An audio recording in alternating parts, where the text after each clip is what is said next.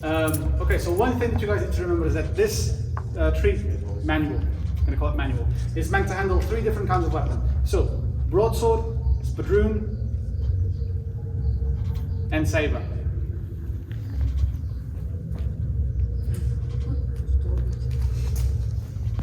And saber.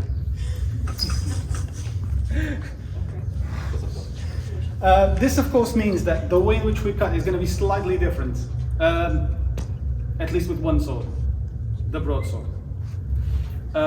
So I'm going to try and give you guys the explanation for cut 1 and cut 2. We're going to be doing some exercises for cut 1 and cut 2 and breaking it all down. Okay, so if we follow the manual, the first part of the manual actually teaches you how to cut and make a rotational cut while standing still. Okay, so be it cut 1 or cut 2, cut 1, cut 2, cut 1, cut 2. Okay, so I'm going to teach you the breakdown of how to do these movements, and then I'm going to teach you how to cut and lunge. Okay, because there's one big difference between cutting and cutting. Okay, so I'm going to go over all of this. So first way in which we're going to have to cut. No, I mean we can just have the little diagram for the 6 cuts in front of us, and we need to align. So basically, we're going to go into outside guard to cut 1. So to cut 1, outside guard, that's the guard that we start off.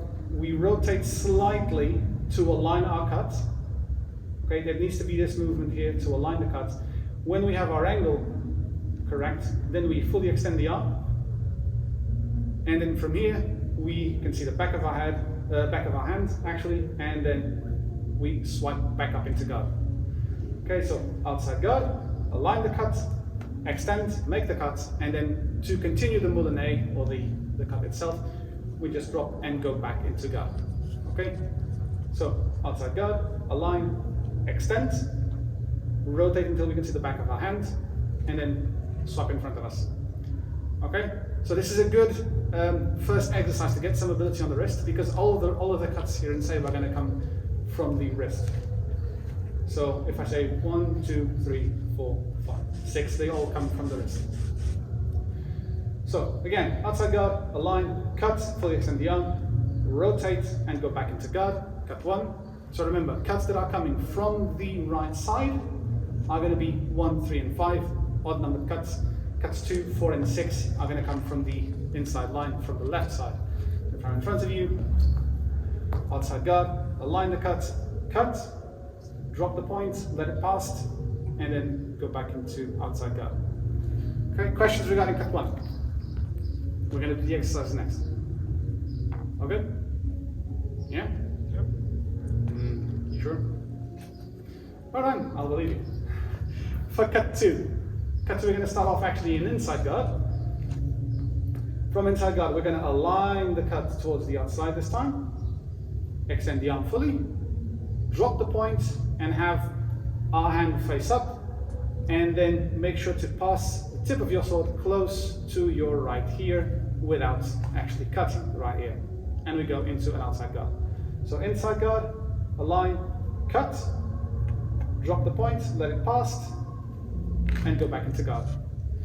It's very important that your hands are that your fingers are very supple, that your grip is very supple, and that your fingers are very nimble. You can still do this with a broadsword. Manal, broadsword. You can still do it, but you're going to be a little bit restricted in terms of movement, because you cannot have the same dexterity in your fingers that you do have with an open hilt. So from here, upside, if we're going to go into cut 1, we can still do it. So same thing. We need to compensate a little bit more with the elbow.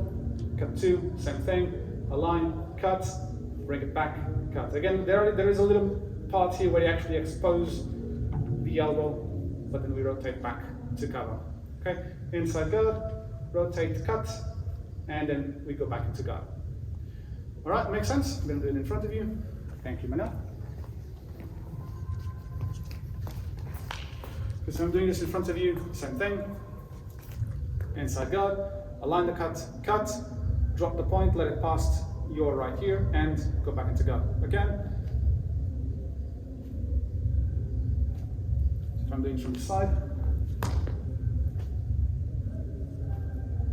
Okay, of course there is a little bit of a pull back to make the cuts. When we're actually making the cuts, there won't be. Okay, so let's go with these first exercises. I'll make some corrections, and then we're going to go ahead and do it with a lunge. Sounds good? Questions? I'll take your word for it. Remember guys, if you're executing cut 1 and 2, and basically 3, 4, 5, and 6, basically all cuts, you really also want to be using your fingers to cut. Okay, so if I'm executing a cut 1, remember I go into an outside guard, I align my cut going to the inside, and then the way that I didn't film this the other time around, but to basically do this, you need to cut also with your fingers. So from here, you need to have a very supple grip, almost like release your middle ring and pinky finger, and then use these 3 fingers to basically propel your sword forwards. Okay, and then you do the rest of the recovery as you would. Okay, so inside guard, cut, recover. Okay, I'm not really a fan of Le Marchand blades. They really teach you how to cut, but he often goes into a very exaggerated extension, and this can kind of damage your wrist, especially because he was cutting with a 1796 light cavalry pattern, so that would really break your wrist. And also, he teaches this in a way of cutting all the way through, because with that kind of sword, you really have to cut all the way through. I have it there, I'm going to show you afterwards. Okay. What we're going to do with a lighter blade, so any infantry blade, is we're going to cut. We're going to do most of our cutting and wrapping it up right around the middle, so without full extension of the arm. Okay, so again, outside guard, rotate to the inside. Use your 3 fingers to really propel your sword forward and really just cut up until the middle. This is what we want, okay? If you're doing cut number 2, the same principle applies. For the most part, I tend to have my thumb move from a handshake grip into the back, but this is entirely up to you. Remember, you're going to start on an inside guard, you rotate almost to an outside guard, you use the same 3 fingers, and in my case, thumb, to really propel the sword forwards, make the cut, and then make the rest of the recovery. So inside guard, cut using the 3 fingers, come back up.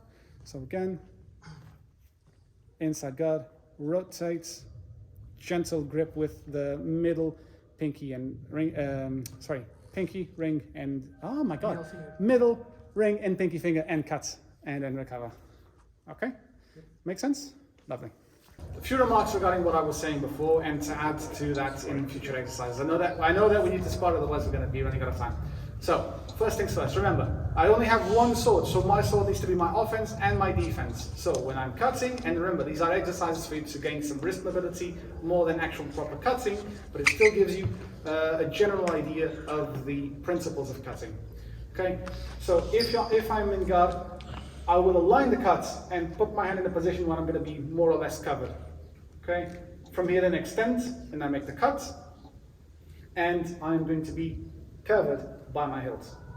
Okay, all the momentum that I've generated with this cut is it's what's gonna allow me to basically go to my recovery. Okay, so outside guard, cut. It needs to be done in 1 motion. Okay, so it can't be really that stilted. So outside guard, cut, and in this momentum from the cut, we rotate and we go back into guard. Okay, be it from cut 1, so cut and recover, or also cut 2, so the same thing, cut, and again the momentum from the cut is what allows me to basically go back into my guard. So cut 2, cut, recover, cut 2, cut and recover. Okay, make sense? Yeah? Lovely.